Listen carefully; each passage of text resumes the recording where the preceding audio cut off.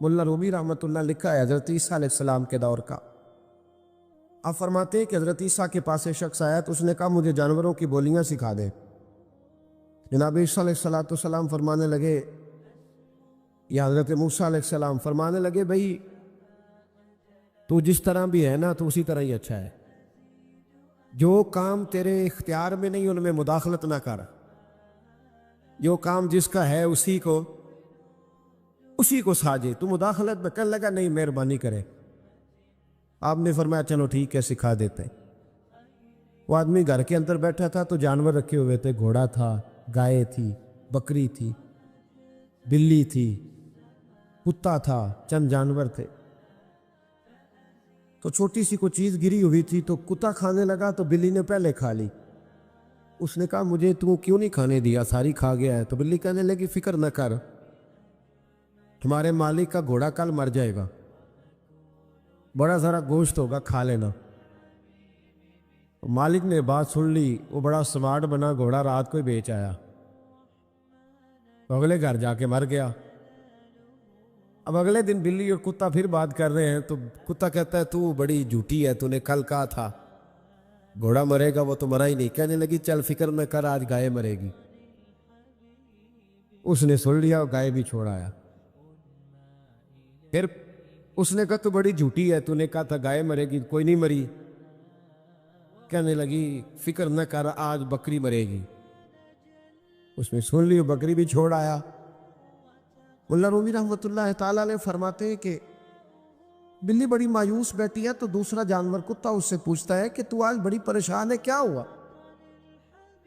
بڑے تو جھوٹ بولتی تھی، آج بڑی مایوس ہے۔ کہنے لگی پریشان اس لیے ہو کہ آج ہمارے مالک کی روح پرواز کر جائے گی۔ بکری تو چھوڑ آیا تھا، گائے تو چھوڑ آیا تھا، گھوڑا تو چھوڑ آیا تھا، اپنے آپ کو کہاں چھوڑ کے آتا؟ حضرت اسرائیل علیہ السلام سے بھی کچھ چھپ سکتا ہے؟ اب بڑا پریشان ہوا، حضرت عیسیٰ علیہ السلام کی خدمت میں، حضور مہربانی کرے، وہ تو باتیں کر رہے ہیں جانور کہ میری باری ہے۔ تو آپ فرمانے لگے تجھے کہا تھا تو جس حال میں ہے اسی میں رہ، آگے بڑھ کے مداخلت نہ کر، اپنے دائرہ کار کے اندر رہ، تو آگے بڑھا ہے، تو مرضی کا رزلٹ چاہتا تھا۔ کہا حضور مہربانی کرے، اب ہوگا کیا؟ آپ فرمانے لگے تیرے گھر کے اندر ایک شخص کی موت لکھی ہوئی تھی، گھوڑے کا وقت آیا تو اسے چھوڑ آیا، اب وہی موت جب گائے پہ آئی تو اسے چھوڑ آیا۔ اب تو نے تو سمجھا کہ میں نے وہاں سے بھی لاکھ بچا لیا ہے، یہاں سے بھی 80,000 بچ گیا ہے، بکری کی باری آئی تو نے وہ بھی 30,000 بچا لیا۔ اب تو نہیں بچ سکتا، اس لیے کہ ارادہ قدرت ہے، تو اپنی مرضی کا رزلٹ مانگ رہا تھا نا، تو وقت آ گیا ہے۔ اگر تو ارادہ قدرت پہ رہنے دیتا تو شاید تیری عمر لمبی کر دی جاتی۔ حضرت سری شکتی رحمت اللہ علیہ درخت کے نیچے بیٹھے تھے، تو درخت سے کہنے لگے کئی دن ہو گئے کوئی نصیحت نہیں کسی نے کی، تو چل تو ہی کر دے کوئی، میرا دل سخت ہو گیا۔ تو اللہ نے درخت کو زبان دی، وہ بولنے لگا، کہنے لگا میری طرح کے بن جائیں، خود دھوپ میں جلتا ہوں، لوگوں کو چھاؤں دیتا ہوں، لوگ روڑے مارتے اور میں انہیں پھل دیتا ہوں۔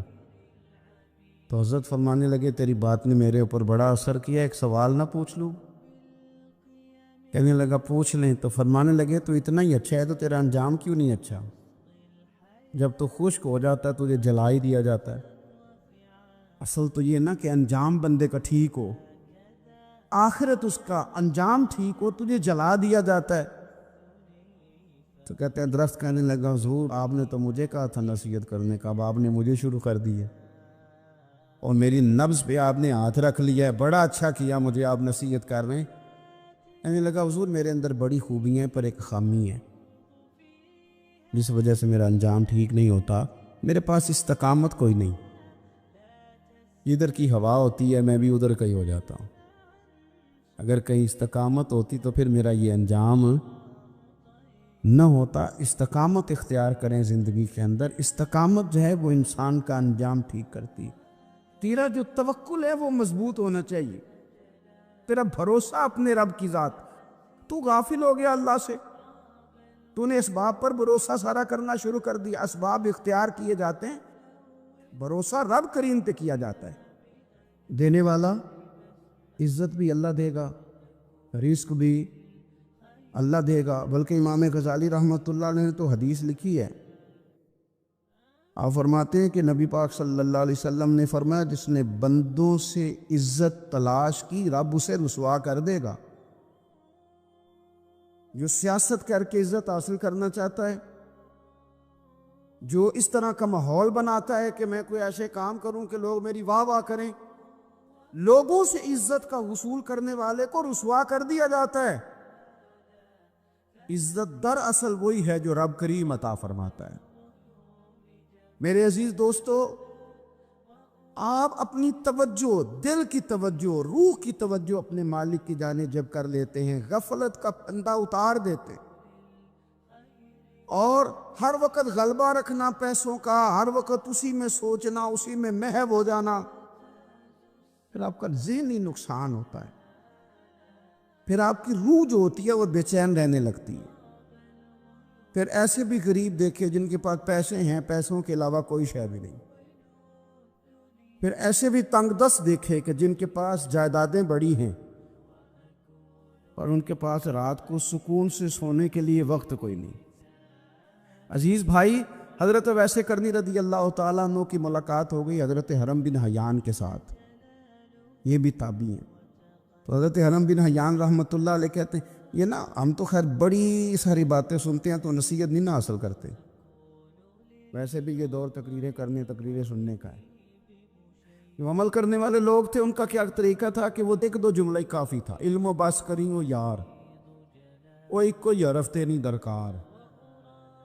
جملہ ایک بھی تیرے لیے کافی ہے, لیکن شرط یہ کہ تو عمل کا ارادہ رکھتا ہو, تیرا خیال ہو کہ عمل کرنا. وہ لوگ نا مختصر سی باتیں کرتے, مختصر سی نصیحتیں کرتے, لیکن وہ عکس جلدی کرتے, اس میں سے اپنے لیے خیر جلدی تلاش کرتے. حضرت حرم بن حیان کی ملاقات ہوئی حضرت اویس کرنی رضی اللہ تعالیٰ عنہ کے ساتھ. تو حضرت حرم بن حیان کہتے ہیں میں نے عرض کی حضور میں کسی ملک میں جا کے رہنا چاہتا ہوں, کہیں سکونت اختیار کرنا چاہتا ہوں, یہاں سے ہجرت کرنا چاہتا ہوں, تو مجھے کوئی آپ مشورہ دے میں کہاں جاؤں. تو فرماتے ہیں کہ میں نے جب یہ سوال کیا تو حضرت ویس کرنی نے مجھے اشارہ دیا, فرمانے لگے ملک شام چلا جا. کہتے میں نے اگلا سوال کیا حضور وہاں جا کے کاروبار کیا کروں گا, رہوں گا کیسے, کھاؤں گا کہاں سے. تو فرماتے ہیں حضرت ویس کرنی نے رومال اٹھایا, کندھے پہ رکھا اور چلنے لگے. میں نے کہا حضور آپ نے سوال کا جواب ہی نہیں دیا. تو فرمانے لگے جس دل کو ابھی تک یہی یقین نہیں آیا کہ روزی کون دیتا ہے اسے میں نصیحت کیا کروں. میں تجھے نصیحت کروں جیسے آج تک یہی نہیں پتا کہ روزی کون دیتا ہے. تو ابھی تک اپنے دل کو پکا ہی نہیں کر پایا کہ روزی رب دیتا ہے. او خدا کے بندے کیا نصیحت کروں تجھے, تو ابھی تک یہاں اڑا ہوا ہے. مال کماتے کماتے مقصد مال نہیں بنانا, دولت حاصل کرتے کرتے محبت دولت کی نہیں دل میں پیدا کرنا. بال بچے, گھر بار, مکان, اس کے پیچھے بھاگتے بھاگتے ایسا نہ ہو کہ پلٹ کر دیکھیں تو ہمارا بہت سا روحانی, فکری اور ذہنی نقصان ہو چکا ہو. بہت سارے لوگ ہم میں سے ایسے ہیں جو الحمدللہ مقصود نہیں دولت کو بناتے, جن کا مقصود رزق کے حلال ضرور ہے لیکن وہ اس کو اپنے ذہن پہ سوار نہیں کرتے, صرف دولت کی ہو کے زندہ نہیں ہے, وہ اللہ کے بندے بن کے زندہ ہیں, رسول اللہ صلی اللہ علیہ وسلم کے غلام بن کے فخر محسوس کرتے.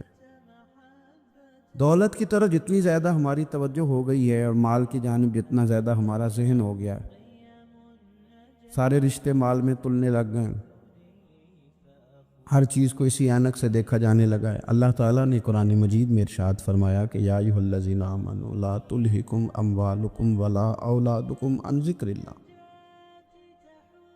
اے ایمان والو, تمہارا مال اور تمہاری اولاد تمہیں اللہ کے ذکر سے کہیں غافل نہ کر دے. औलाद भी तुम्हारी है, माल भी तुम्हारा ही है, रहेगा भी तुम्हारे पास, लेकिन इसकी मौजूदगी में गाफिल ना हो जाना, गाफिलों जैसी जिंदगी ना बिताना। जो लोग सड़क को मंजिल बना लेते हैं वो रास्ते में रह जाते हैं। सड़क जो होती है वो रास्ता होती है, मंजिल नहीं होती। ये जो रिस्क है, दौलत है, माल है, औलाद है, ये तो सारा रास्ता है अल्लाह की तरफ जाने का, कि थोड़ा सा रिस्क हलाल कमाएं, कमर सीधी हो जाए और फिर हम अपने रब करीम की इबादत करें। हम रिस्क हलाल कमाएं ताकि हम हाथ फैलाने से बचें और हम अल्लाह के बंदों की ज़रूरियात का ख्याल करें, दीन के कामों में अपने आप को मशगूल करें, कुछ न कुछ अपना हिस्सा पेश करें। ये मकसूद था, ये मंजिल नहीं, ये तो सिर्फ एक रास्ता था। हमने अब क्या किया है कि यही चीज़ हमारी मंजिल बन के रह गई है। रात पैसे गिनना, सवेरे उठ के फिर गिनना शुरू कर देना, पैसों में रिश्तों को तोलना, पैसे के साथ ही अपने आप को हर वक्त लगाए रखना। उलझ के रह गए हैं लोग, उलझ के, और फिर कोई बंदा जीत नहीं रहा। हमारे दादा भी यही कहते थे कि कुछ पैसे कमाने हैं ताकि बच्चे पाल लूँ, ये कहते कहते चले गए। हमारे अब्बा भी यही कहते थे। फिर उसके बाद हमने भी यही बोली बोलनी शुरू कर दी है, तो जीता तो कोई भी नहीं, जीता तो कोई भी नहीं। माल को ज़रूर हासिल करे। हज़रत भावलक नक्शबंद बुखारी रहमतुल्लाह अलैह फरमाते, मैंने ना मिना के मैदान में एक नौजवान देखा जो लाखों का कारोबार कर रहा था, लाखों का, दिनारों का कारोबार करता था, सोने चांदी हीरे जवाहरात का काम करता था। लेकिन फरमाते मैंने उसके दिल पे नज़र डाली, लाखों का काम करता था पर उसका दिल एक मिनट के लिए भी अपने रब की याद से गाफिल नहीं था। हर वक्त उसका दिल अपने मालिक की याद में मसरूफ था, हर वक्त।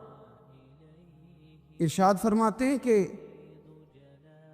मेरा शुरू में उसके बारे में गुमान ये था कि देखो ये शख्स क्या कर रहा है, पैसा कमा रहा है, दौलत के चक्कर में पड़ा हुआ है।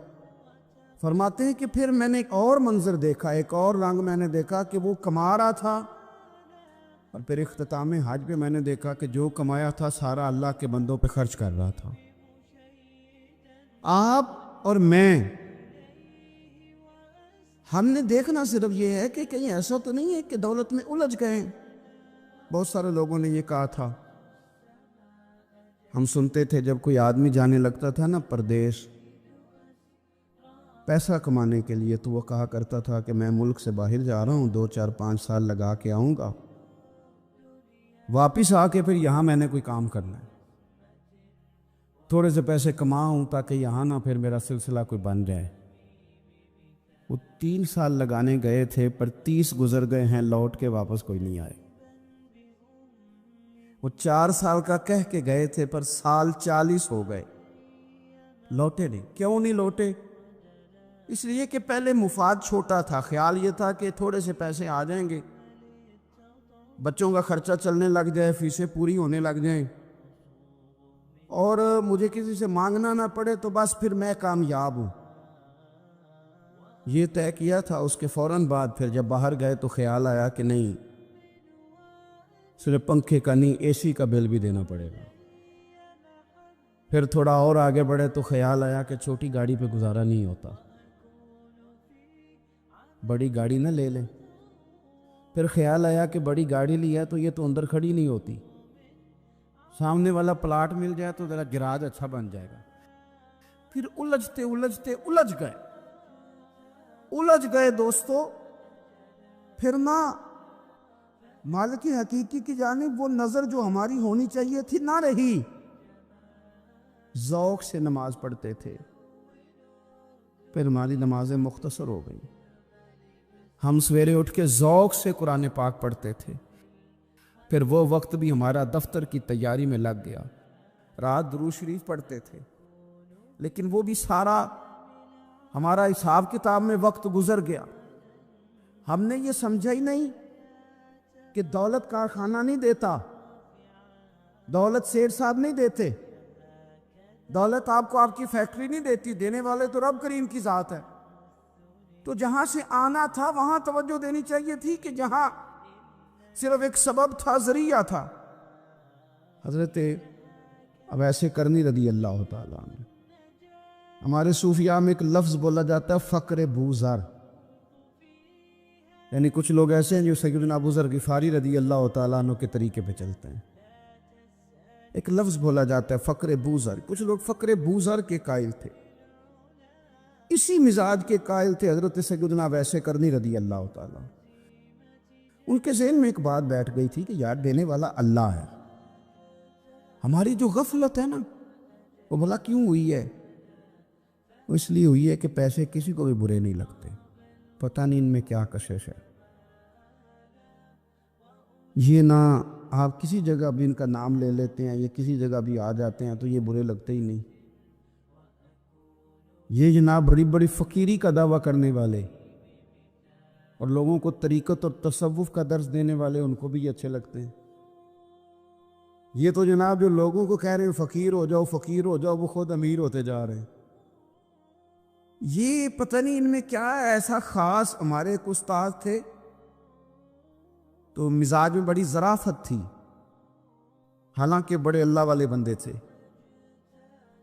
تو بات بڑی وہ دل لگی کی کیا کرتے تھے۔ تو ایک دن ہم نے پوچھا استاد جی خوشبو کون سی اچھی لگتی ہے؟ کہنے لگے بیٹا جو پیسوں میں سے آتی ہے وہ مجھے بڑی اچھی لگتی ہے، اس لیے کہ ملتے کم ہیں۔ ہمارا نا جب اس طرح کا ذوق بن جاتا ہے نا، آپ مزاج بنا لیتے ہیں پیسوں کا، لوگ سمجھتے ہیں کہ غریبی کا ڈر شاید زیادہ ڈر ہے، لیکن کبھی آپ دروازہ رسول پہ جائیں نا تو حضور نے تو کوئی اور ڈر بیان کیا ہے۔ حضرت ابو عبیدہ بن جراح رضی اللہ تعالیٰ عنہ بحرین سے نا مال لے کے آئے بہت سارا، حضور نے بھیجا، جزیہ لینے گئے یا مال غنیمت کا کچھ مال تھا، آپ لے کے مسجد میں آئے تو لوگوں کو پتہ چل گیا کہ آج مال آیا ہے۔ اب سب کو حصہ ملتا تھا اس میں سے، بدریوں کو زیادہ ملتا تھا، باقی لوگوں کو بھی ملتا تھا۔ تو فجر کی نماز کے بعد لوگ گھروں کو جایا کرتے تھے، لیکن آج پتہ چلا نا مال آیا ہے، تو یہ سیاستہ میں حدیث موجود ہے، سب لوگ مسجد میں بیٹھے رہے۔ حضور علیہ السلام نے فرمایا تمہیں پتہ چل گیا مال آیا ہے؟ عرض کی حضور ہاں۔ فرمایا تمہیں بانٹنے لگے ہیں، دینے لگے ہیں۔ ہم نا غریبی سے ڈرتے ہیں، ہم اپنے بچوں کے لیے دعا کرتے ہیں ان پہ غربت نہ آئے، ہم اپنے بہن بھائیوں کے لیے دعا کرتے ہیں ان پہ غربت نہ آئے، کرنی چاہیے، لیکن ذرا اس حدیث کے مفہوم کو بھی دیکھیے گا۔ نبی پاک صلی اللہ تعالیٰ علیہ وآلہ وسلم نے فرمایا تمہیں دینے لگے ہیں، مال آ گیا ہے، لیکن میرے قریب نے اپنی امت کے لیے جس چیز کا ڈر محسوس کیا وہ کیا ہے؟ حضور کے دل میں کس چیز کا خدشہ تھا وہ کیا ہے بیان کیا۔ حضور فرمانے لگے لوگو مجھے تم پر غربت کا ڈر نہیں، یہ ڈر نہیں کہ تم غریب ہو جاؤ گے، بلکہ مجھے تو ڈر ہے کہ تم پر دولت پھیلا دی جائے گی، تم زیادہ مالدار ہو جاؤ گے۔ خوف غریبی کا نہیں، خوف تمہارے مال کا ہے۔ اور حضور فرماتے ہیں کہ پھر تم انہی باتوں میں مبتلا ہو جاؤ گے جن میں پرانی امتیں مبتلا ہوئی تھی، اور جب وہ اللہ کی نافرمانی میں مبتلا ہوئی تھی تو پھر وہ ہلاک کر دی گئی تھی۔ مجھے ڈر ہے، مجھے ڈر ہے۔ ہاں جہاں دولت آتی ہے وہاں سستی بھی آتی ہے، جہاں دولت آتی ہے وہاں معاذ اللہ عیاشی بھی آتی ہے، جہاں دولت زیادہ آ جاتی ہے وہاں پھر لوگ ہر چیز کو دولت میں تولنے لگتے ہیں۔ جہاں دولت زیادہ آتی ہے میرے بھائی پھر لوگ سمجھتے ہیں کہ ہر چیز میں خرید لوں گا، پھر لوگوں کے ذہنوں کے اندر اس طرح کا فطور آتا ہے۔ حضور نے فرمایا مجھے ڈر ہے تمہارے دولت مند ہونے کا، ڈر ہے دولت مند ہونے کا۔ یارو اپنے پیسوں سے ڈرا کرو، اپنی جائیدادوں سے ڈرا کرو، اپنے مال سے ڈرا کرو۔ وہ ہم نے جو بڑے بڑے محلات تعمیر کرنے شروع کیے ان سے ڈرا کرو، اس لیے کہ حضور نے فرمایا مجھے ڈر ہے۔ حضرت ابو بکر صدیق رضی اللہ تعالیٰ عنہ تشریف فرما تھے، ہمارے نا بچے بہت زیادہ آسانی مانگتے ہیں. اقبال نے کہا لہو مجھ کو رلاتی ہے جوانوں کی تن آسانی. جب میں جوانوں کا مزاج دیکھتا ہوں نا کتنے آرام پسند ہو گئے ہیں تو پھر میری آنکھوں سے لہو بہتا ہے. لہو مجھ کو رلاتی ہے جوانوں کی تن آسانی.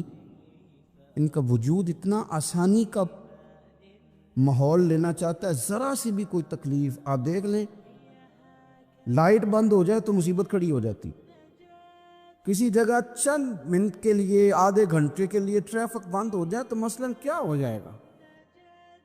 لیکن یہ کہ طبیعتوں میں تلخی, اور جب وہ گاڑیاں آہستہ آہستہ چلتی ہیں تو ایک دوسرے سے آگے بڑھنے کی وہ شدت, وہ ہمارے مزاج میں ایک دوسرے کے بارے میں دل میں بڑے بڑے جملے. کیوں؟ اس لیے کہ ہماری طبیعت آسانی پسند ہے. ذرا سی بھی کوئی رکاوٹ ہم نہیں برداشت کرتے. تھوڑی دیر کے لیے ٹھہرنا پڑ جائے ہمارے لیے بڑا مشکل کام. آپ ہمیں ہماری مرضی کے خلاف کوئی بات کر دیں تو ہمیں بگڑا ہوا سمجھے. ہماری طبیعت میں وہ آسانی ہے. یہ آسانیاں انسان کو پھر بڑے بڑے کام نہیں کرنے دیتی. پھر انسان کمزور پڑ جاتا ہے. پھر وہ کوئی کسی انقلابی تحریک کا کبھی حصہ نہیں بن سکتا. اگر وہ بڑی صلاحیت بھی رکھتا ہو تو وہ زندگی میں کوئی کارنامہ سر انجام نہیں دے پاتا, کیونکہ طبیعت میں آسانی آ گئی. اس کا مزاج ہی نہیں. جس بندے کو گرمی زیادہ لگتی ہے وہ کیسے آگے بڑھے گا؟ یہ سیٹھوں کے بیٹے, مالداروں کے بیٹے, پیروں کے بیٹے, بڑے بڑے جناب مشائخ کے صاحبزادگان الا ماشاءاللہ آگے نہ بڑھنے کی وجہ کیا ہے؟ صرف یہ ہے کہ طبیعت کا تقاضا یہ ہے کہ ایک آدمی نے رومال پکڑا ہے, دوسرے نے جوتا پکڑا ہے, تیسرا گاڑی کھول رہا ہے. جب آپ اس قدر زیادہ ان کو آسانیوں میں مبتلا کر دیتے ہیں پھر ان کے لیے جہاد کرنا, میدان میں نکلنا ممکن ہے.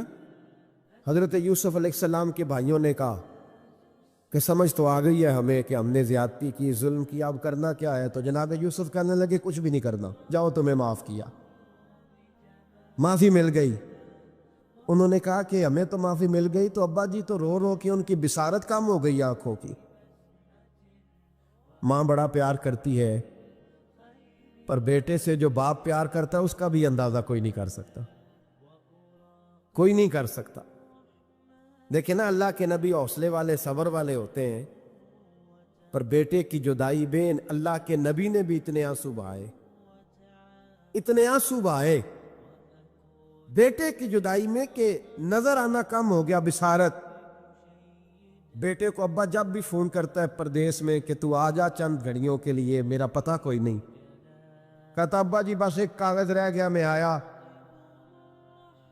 جب ابا جی پردہ کر لیتے ہیں تو کہتے ہیں اس کو برف میں لگا دو, میں 3 دنوں کے بعد آ جاؤں گا. اب کیا فائدہ؟